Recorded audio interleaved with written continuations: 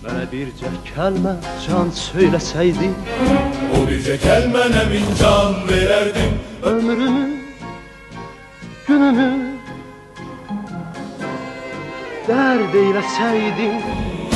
Ömrümü, günümü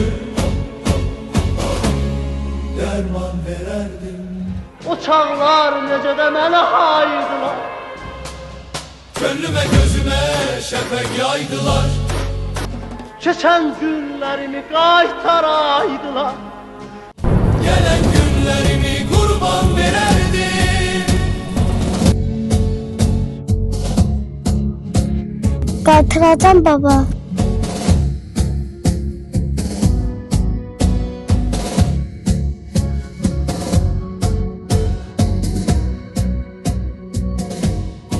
Demişdim axı, qaytaracam.